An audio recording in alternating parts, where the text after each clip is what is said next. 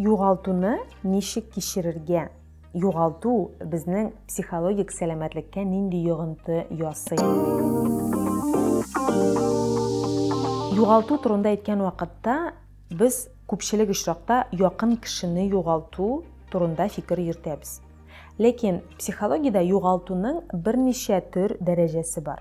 Һәм беренче дәрәҗәдәге иң авыр югалту әлбәттә якын кешене югалту. Икенче дәрәҗә психологик югалту ул күнегелгән тормыш, яшәешнең рәвешен югалту. Монда эшне югалту керергә мөмкин.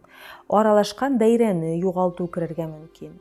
Яшәгән урынны үзгәртү шулай ук керергә мөмкин. Һәм башкалар. Югалту турында сөйләгән вакытта без шуны белергә тиеш. Психологиядә югалтуны кичерүнең төп 5 стадиясе бар. Алар билгеле стадиялар, алар инде бик күптәннән билгеләнгән, ачыкланган һәм исбатланган. Беренче стадия шок стадиясе. Югалту булган вакытта кеше шок хәлендә кала. Нәрсә ул шок? Шок ул хәзерге вакытта булган вакыйгаларны кабул итә алмау, гомумән шушы вакыйгаларның булуына ышанмау белән бергә ниндидер шундый катыш хис дип әйтәбез. Шок булган вакытта кеше турыдан-туры мәгънәдә катып калырга мөмкин. Кризислы психологиядә эшләүче психологлар, белгечләр моны бик яхшы беләләр. Кайвакыт кеше турыдан-туры мәгънәдә катып кала. Һәм иң беренче чиратта аны шушы катып калган халәттән чыгарырга кирәк. Билгеләнгән вакыт эчендә шушы хәлдән ул чыга алмаса, анда инде физиологик яктан үзгәрешләр булырга мөмкин организмда. Шок халәте әйләнә-тирәдәгеләр өчен билгеле бер сигнал булып тора. Һәм инде монда турыдан-туры мәгънәдә катып калу гына түгел, кешенең күңеле, эмоциялары, хисләре дә катып калырга мөмкин. Шок халәтеннән соң кеше икенче стадияга күчә. Икенче стадия кире кагу дип атала, отрицание рус телендә. Бу хәл булмады, бу булырга мөмкин түгел, мин моңа ышанмыйм. Менә шундыйрак фикерләр туа кешедә. Бу стадияда кеше озак вакыт дәвамында булырга мөмкин. Монда әйләнә-тирәдәге кешеләргә, якын кешеләргә бар тик күзәтеп кенә тору кирәк. Башка бер нәрсә дә эшләп булмый. Бу вакытта кеше бөтенләй тузга язмаган әйберләр сөйли кебек, тормышта инде булган вакыйганы юк дип әйтә кебек. Бу аның нәкъ менә шушы стадияга керүе һәм шушы стадияда яшәүе. Шуны исбатлый. Өченче стадияга килгән вакытта без бик каты ачу килү турында әйтәбез. Русча әйткәндә гнев яисә злость дип әйтәләр. Бу вакытта кешенең бик каты ачуы килә бөтен әйбергә, бөтен нәрсәгә. Ул якын кешеләрне ачуланырга мөмкин, җәмгыятькә ачуланырга мөмкин, дәүләткә, хәтта Аллаһы Тәгаләгә. Ул гомумән бик каты ачулы.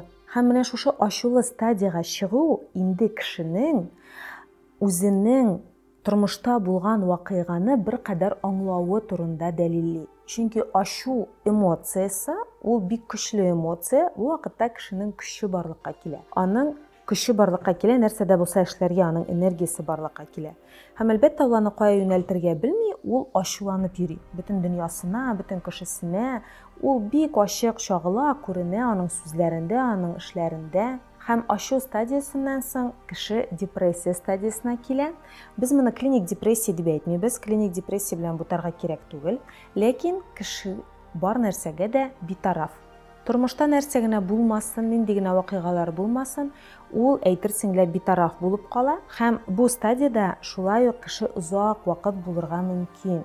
Иң мөһиме аны бу стадияда озакка калдырмау. Ничек калдырмау? Биредә белгечләр ярдәм итәргә мөмкин.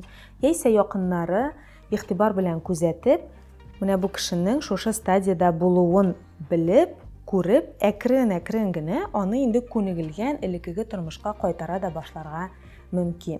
Һәм соңгы стадия дип әйтәбез, кабул итү, русча әйтсәк, стадия принятия. Монда инде кеше тулысынча нәрсә булганын, нинди югалту булганын аңлап, дөрестән дә барлык стадиялар аша үтеп, инде шушы чынбарлык белән күнегеп, әкрен генә җайлап кына элеккеге тормышына кайта башлый. Шунысы мөһим, әлеге стадиялар бер-бер артлы 5 стадия булып бүленсәләр дә, тәкъдим ителсәләр дә, алар үзара урыннарын алмаштырырга да мөмкин. Беренче шок стадиясе гадәттә нәкъ менә беренче урында килә дә инде. Бик сирәк очракта гына ул башка стадиялар белән урынын алмаштыра.